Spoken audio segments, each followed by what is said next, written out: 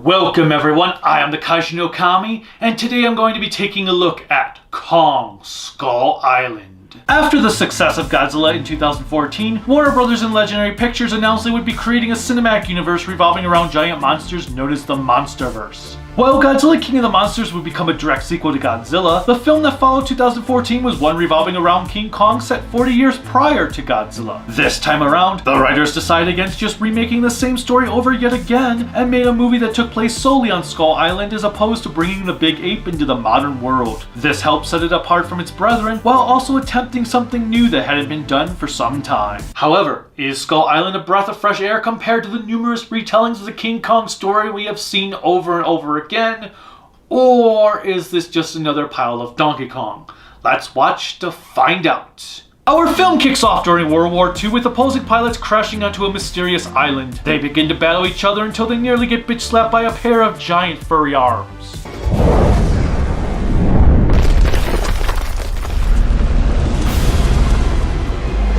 We then jump to 1973 with a bunch of protests going on in Washington, D.C. for those who are against the Vietnam War. There'll never be a more screwed up time in Washington. I'm not sure if I should be laughing at that cheap shot or feeling very awkward based on more recent events.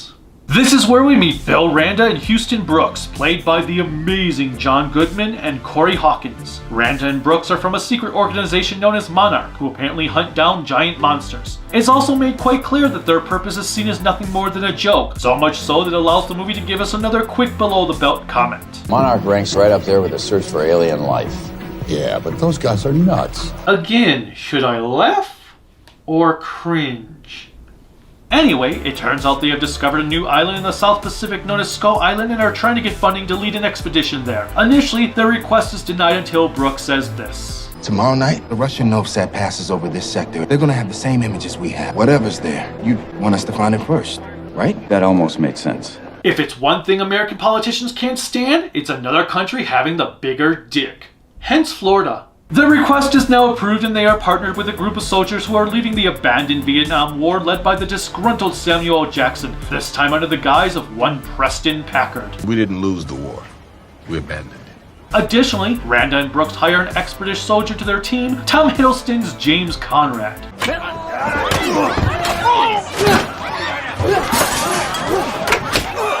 Oh, and a journalist named Mason Weaver tags along, portrayed by Brie Larson. People like you lost us support back home. You're not actually gonna blame the people without guns for losing the war, are you? You know, your movie might be kind of rushed if half of your cast is filming it in between Marvel movies.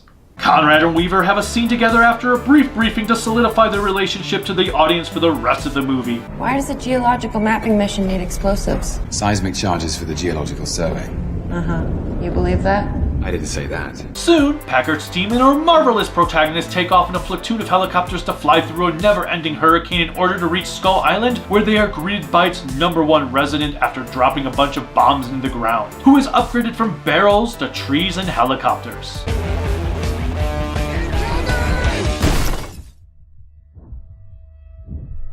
I'm so glad they gave us like 50 pieces of cannon fodder to go with the 12 people that actually matter, though I must admit, the imagery in this scene is absolutely gorgeous. Seeing Kong stand before the armada of choppers with the sun behind him is pretty damn awesome. If there is one thing this movie excels at compared to its Godzilla brethren, it is in its visuals and cinematography. Moving on, our survivors are scattered around the island, with half of them reuniting with Packard, while the other half teams up with Loki because they know a god is better than a man. All that money that they paid you? I hope you're worth it. Randa and Packard have an expository discussion. This planet doesn't belong to us. Ancient species owned this Earth long before mankind. On the other side of the island, Brooks talks about his Hollow Earth theory. That there are these massive underground spaces isolated from the surface world. Passageways. Randa believed this island may be one of those. Thank you, Chinese box office, the prequel. Shortly after, they come face to face within a large deer-like creature. Their travels soon lead them into the company of natives where they meet our World War II survivor, Nova Corps operative Hank Marlowe, played by the highly underrated John C. Reilly. You are more beautiful than a hot dog and a beer at Wrigley Field on opening day. This part is a crazy man. Marlowe proceeds to provide them with his own exposition dump to speed the audience up on what is going on because the runtime isn't long enough to allow the viewers to experience it for themselves. Thousands of years, the people on this island lived in fear. One day, the damnedest thing happened. Some of the things they were afraid of started protecting them against the things that were eating them. We come to find out Kong defends the island from a bunch of carnivorous, lizard-like creatures Marlowe deems skull crawlers. I call them skull crawlers. Why? Because it sounds neat. Okay. Look, I just made that name up. I'm fine with the name. Are you all fine with the name? I'm fine calling them that. Are you cool with it? Yeah, that seems like I like the a name, so great I name. think I've never said that name out loud before. It sounds stupid now that I say it. I think it's a pretty cool name, and I think it sounds good out loud. At the same time, Packer and his team encounter a giant spider-like critter who takes out another batch of nameless soldiers.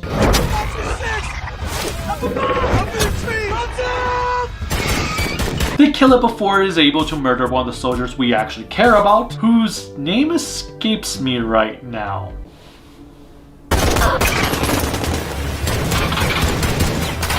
Also at the same time as that same time, we get to see one of Packer's loose men, Chapman, washing himself off when Kong emerges from the mountain cliffs. He backs away in fear, only to find Kong more concerned about a giant octopus than himself.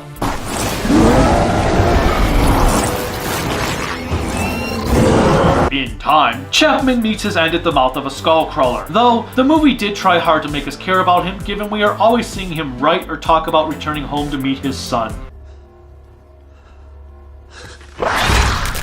Back to our other group, Marlowe takes our gang to a boat he and his Japanese adversary turned friend had been working on to leave the island with before his untimely demise. They all decide to help fix it so they may leave for their rendezvous point with an extraction team in 2 days' time. While this is happening, Weaver heads to get some photos of the glorious environment, only to find an estranged behemoth stuck beneath the rubble of a helicopter. She tries to free it, only for Kong to come along and do so.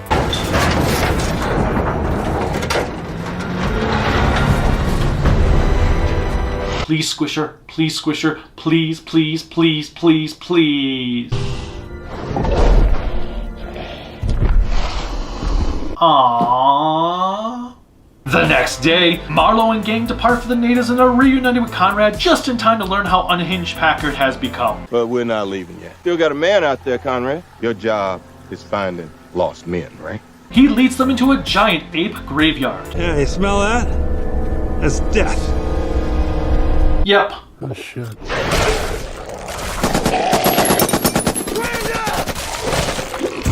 At least his death allows for a pretty cool suspense-ridden scene to occur.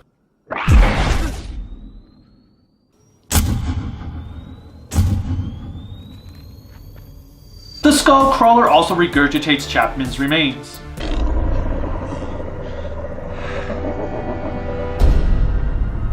Nick becomes furious at Kong, and with the help of the supplies Chapman was protecting, he sets out to avenge his fallen comrades with the ginormous gorilla's blood. And it burns, burns, burns, the ring of fire, the ring of fire. Conrad, Weaver, and Marlowe set out to stop him, only to find themselves on the dinner menu for the granddaddy of the skull crawlers, but not before Packard meets Kong's fist. Die, you motherfucker.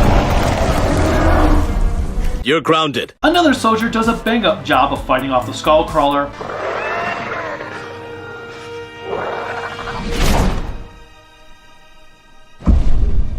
leaving everyone to be rescued by Brooks.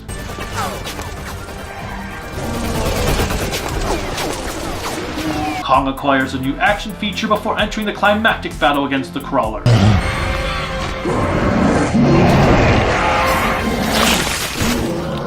Fatality. I've gotta say, that death scene was just as cool as when Godzilla blew his atomic breath down the throat of one of the Mutos. Afterwards, our remaining heroes meet up with the extraction team and Marlowe is reunited with his family. The end.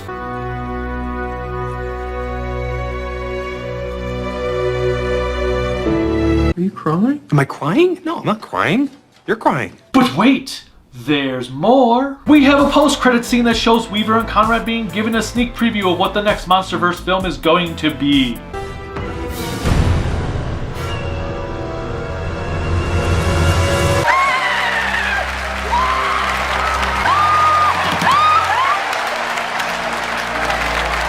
And that was Kong Skull Island.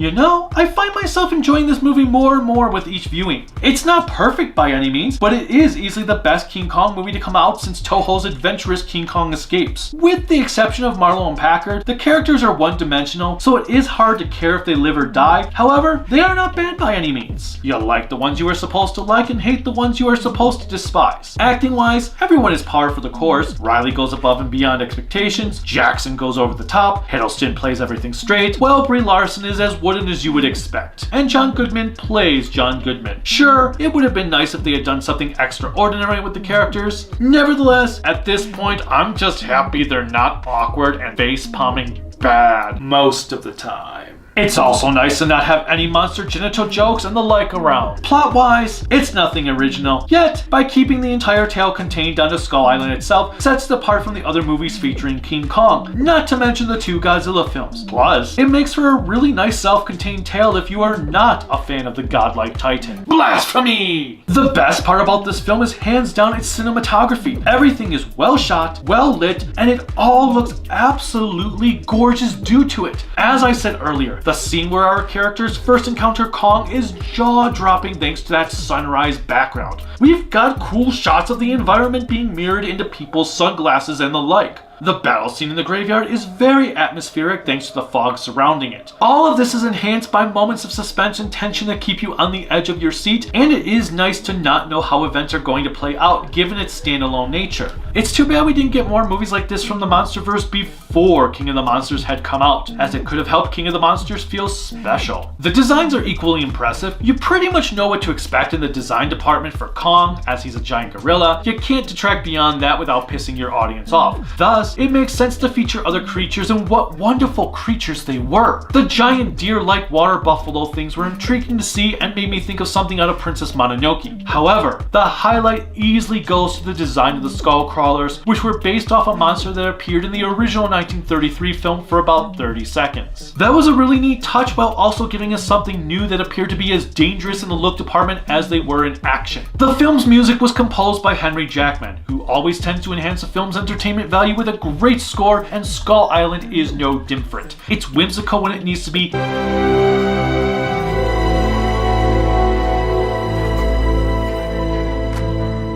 intense when necessary,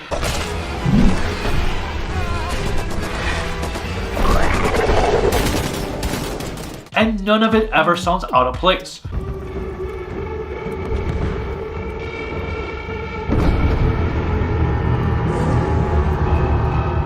Jackman provides a few really good themes to the titular monster and his adversaries, even if I can't say they are as memorable as classic Godzilla tunes or Jackman's themes for the Winter Soldier and Magneto in his other scores. Nevertheless, the music here is wonderful. Overall, Kong Skull Island is an entertaining, albeit flawed ride. I do feel like the pacing in the beginning of the movie is a little bit messed up, as it feels like they're just rushing through all the introductory scenes, but once they get to the island, it's pretty much smooth sailing from there. It's very enjoyable, and even if the characters are not the best, it is maybe the best of the 3 MonsterVerse films. I'm not sure I'm ready to say that because I still like Godzilla 2014, but possibly. If you have not seen Kong Skull Island, now's the perfect time to do so. Until next time, bye.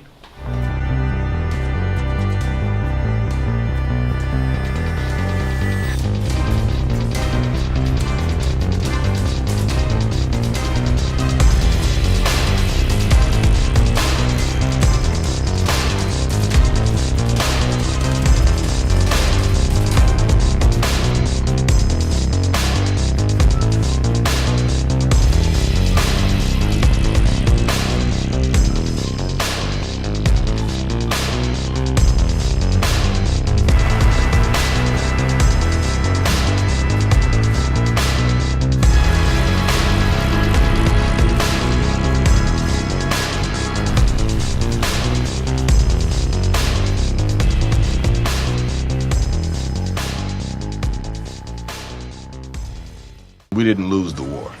We abandoned it.